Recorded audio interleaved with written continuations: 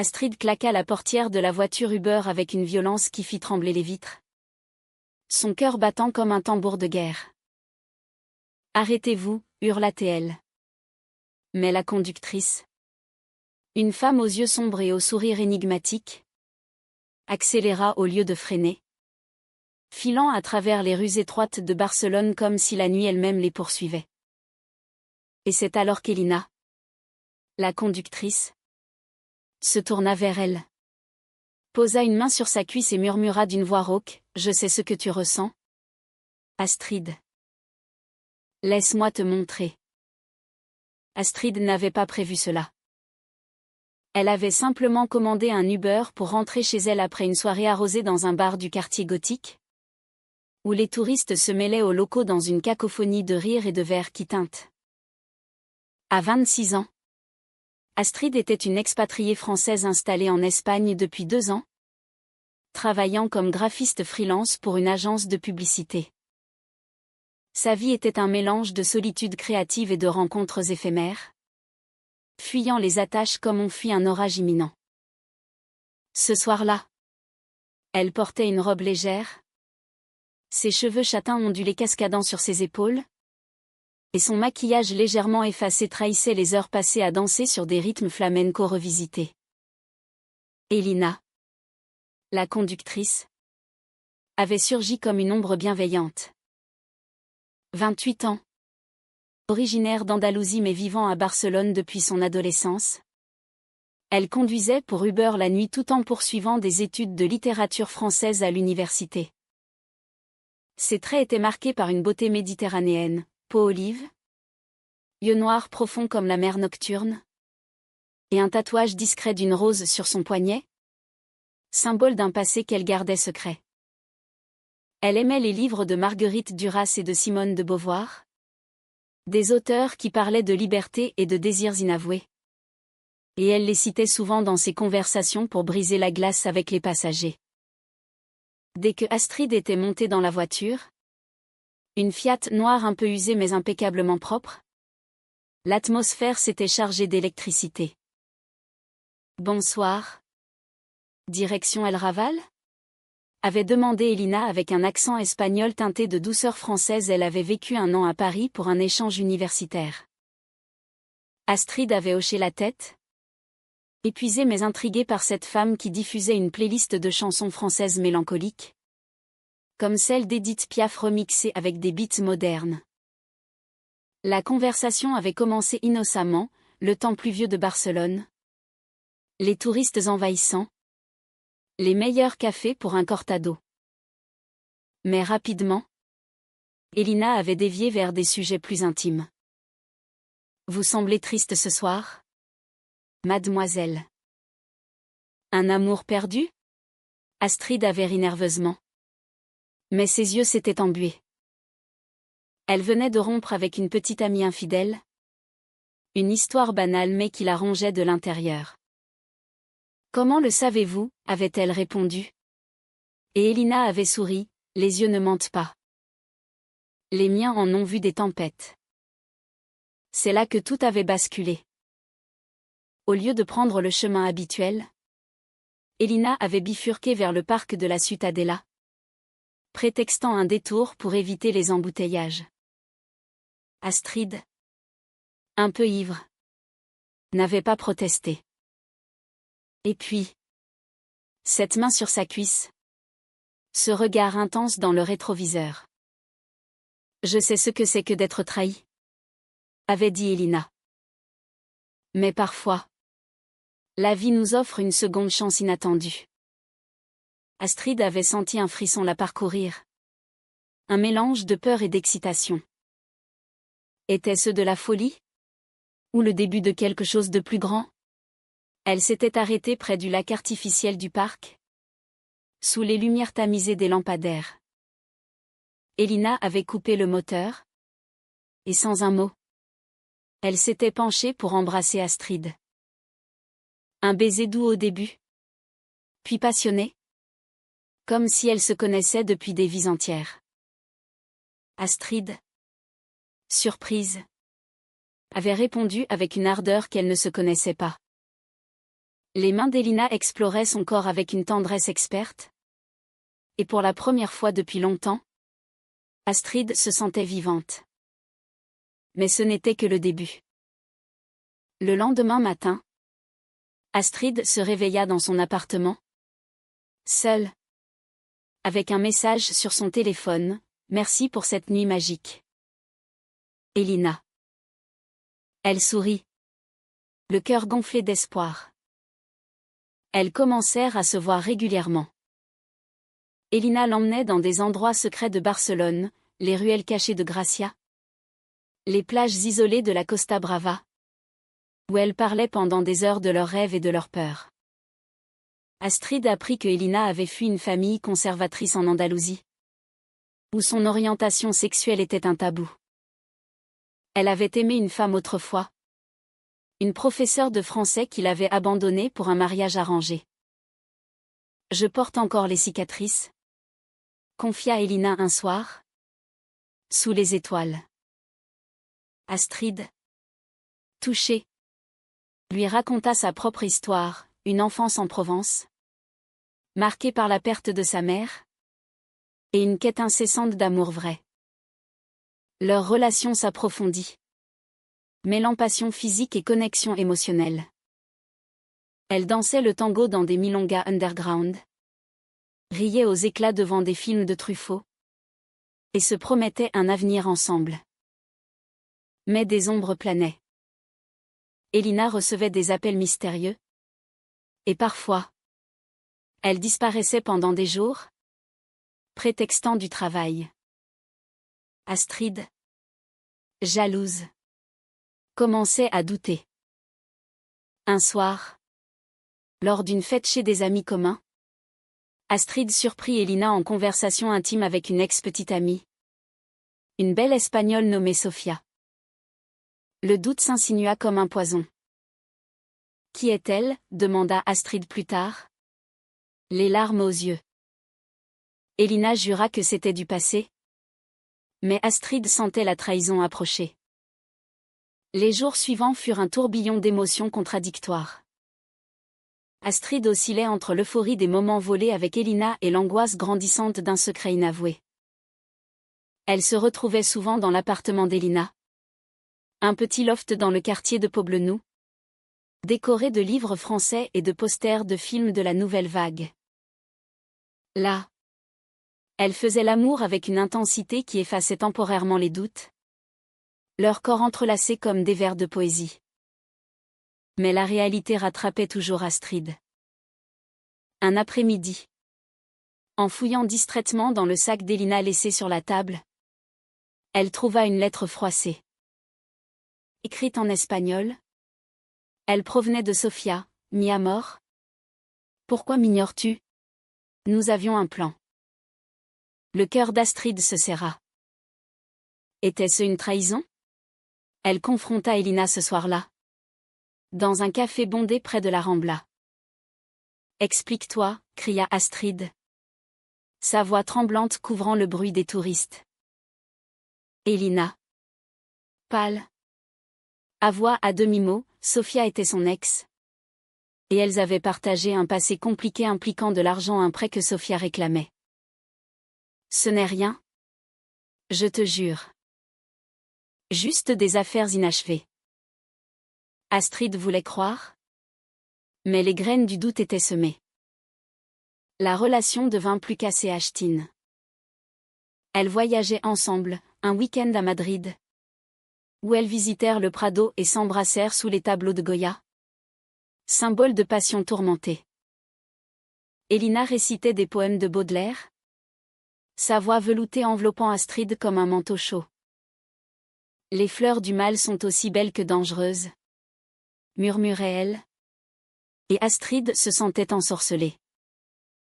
Pourtant, les conflits s'intensifiaient. Astrid, influencée par son éducation française rationaliste, exigeait la transparence. Elina, avec son tempérament espagnol passionné, fuyait les confrontations.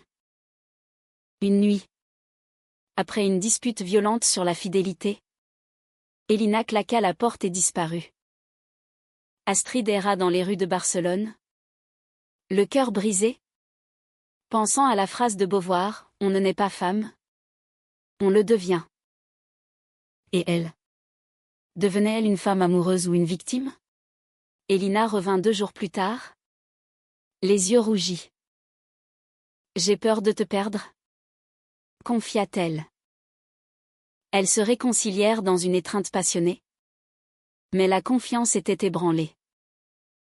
Astrid commença à recevoir des messages anonymes, des photos d'Elina avec Sofia, prises récemment. Était-ce une manipulation? Ou la vérité? Le haut trao approchait. Lors d'un festival de flamenco à Séville, où elles étaient parties pour se retrouver, Astrid surprit Elina en train d'embrasser Sofia dans une ruelle sombre. Le monde s'effondra. Traîtresse, hurla Astrid, les larmes coulant sur ses joues.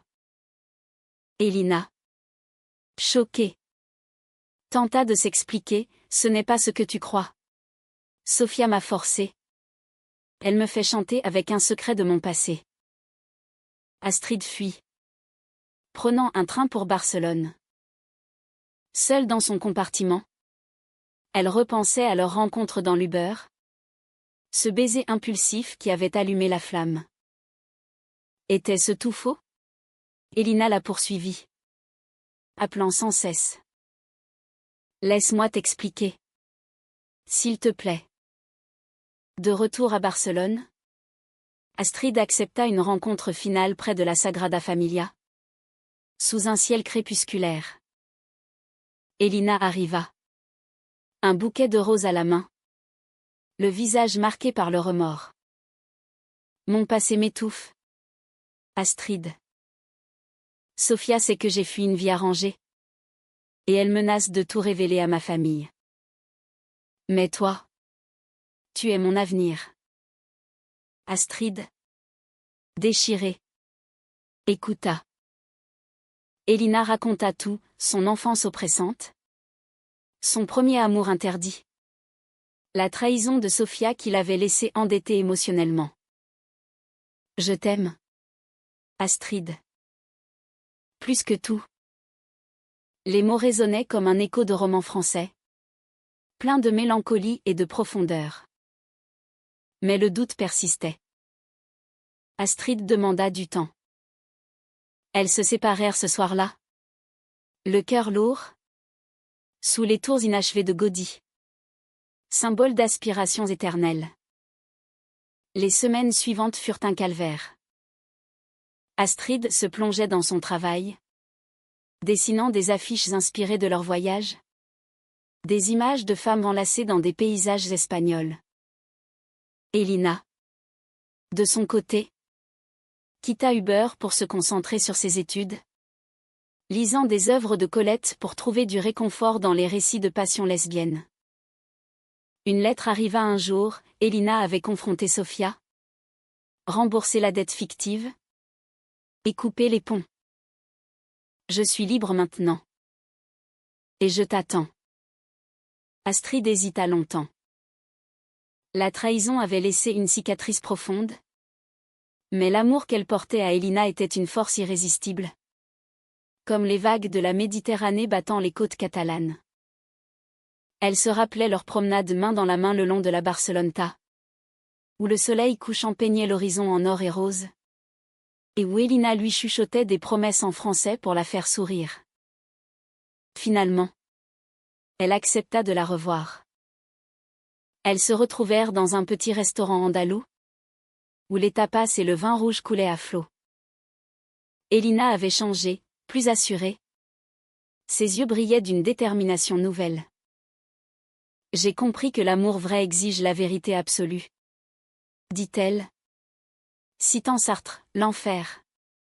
C'est les autres, mais le paradis aussi. Astrid rit, touchée par cette référence philosophique si française. Elles reconstruisirent leur relation pierre par pierre, comme Gaudí bâtissant sa cathédrale. Des week-ends à Grenade, visitant l'Alhambra, où les jardins arabes évoquaient des contes d'amour éternel. Là, sous les arches mauresques, elles s'embrassèrent avec une tendresse renouvelée, leurs corps se fondant dans une harmonie parfaite. Mais les ombres du passé ressurgissaient parfois. Sofia envoya un dernier message menaçant, que Elina ignora, préférant se confier à Astrid. Ensemble, elles affrontèrent la peur, transformant la vulnérabilité en force. Astrid, inspirée, commença un projet artistique, une série de dessins illustrant leur histoire, mêlant éléments espagnols et français, comme des flamencas dansant sous la tour Eiffel. Leur amour devint plus profond, empreint d'une humanité touchante. Elle parlait de l'avenir, peut-être un mariage en France, ou une vie nomade entre les deux pays. Elina termina ses études et trouva un emploi comme traductrice, permettant à Astrid de se concentrer sur sa carrière. Pourtant, un nouveau conflit surgit. La famille d'Elina, apprenant par Sofia la vérité sur son orientation, la contacta. Une lettre acerbe de sa mère, « Tu nous as déshonorés ». Elina, effondrée, pleura dans les bras d'Astrid. « Je ne peux pas les perdre. Mais je ne peux pas te perdre non plus. » Astrid, avec sa sagesse française, l'encouragea. L'amour n'est pas une chaîne. C'est une libération. Écris-leur ta vérité. Elina le fit. Dans une lettre émouvante, évoquant les auteurs qu'elle aimait pour expliquer son cœur. À la surprise générale, sa sœur répondit positivement, ouvrant une brèche dans le mur familial. Le climax émotionnel vint lors d'un voyage à Paris, pour célébrer leur anniversaire. Dans la ville des Lumières, elles marchèrent le long de la Seine, main dans la main.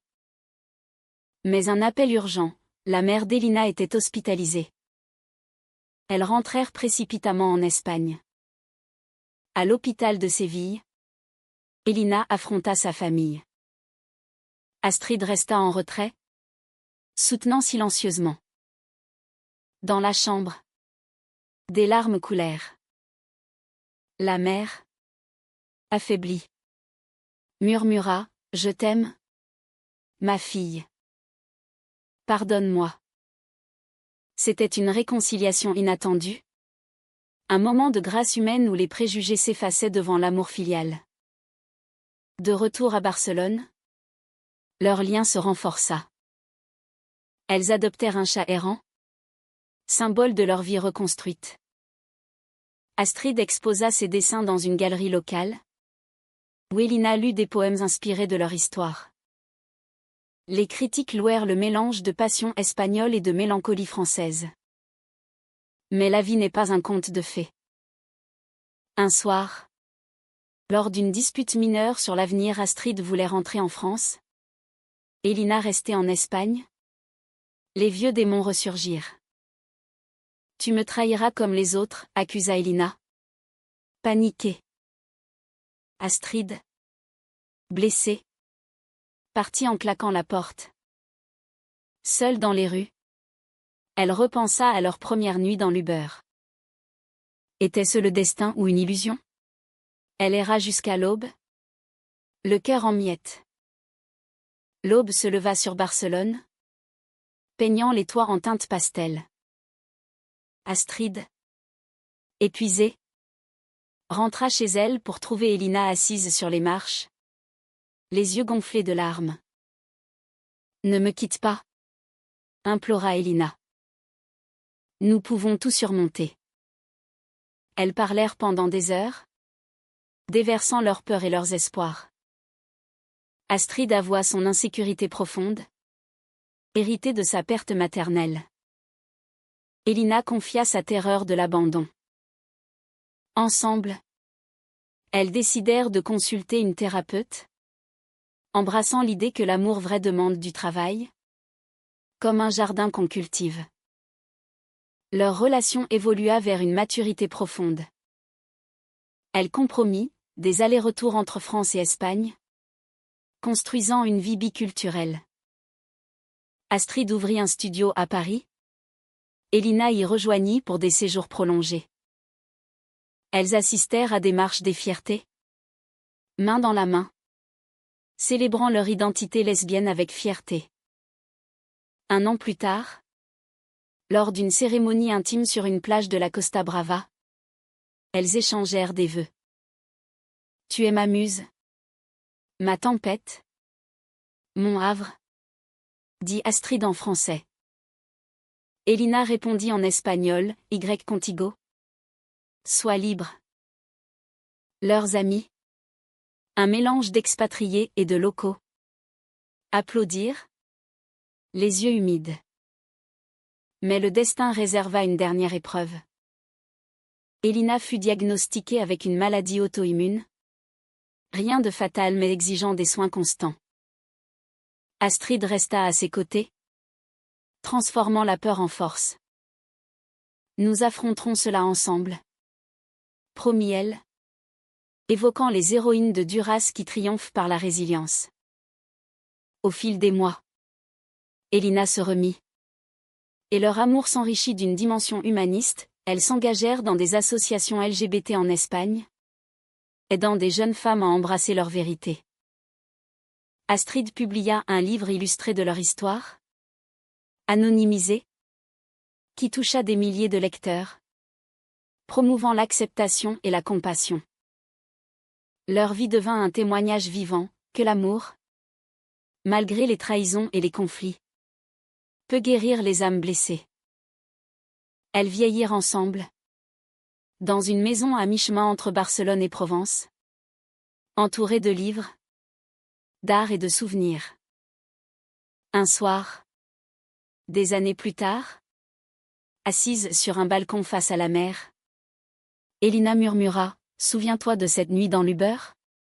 Astrid sourit, « Comment oublier ? C'était le début de tout. » Et ainsi, leur histoire, cassée, ch'tine et romantique, se conclut sur une note personnellement humaine. L'amour n'est pas parfait, mais il est réel, profond, et capable de transcender les frontières du cœur.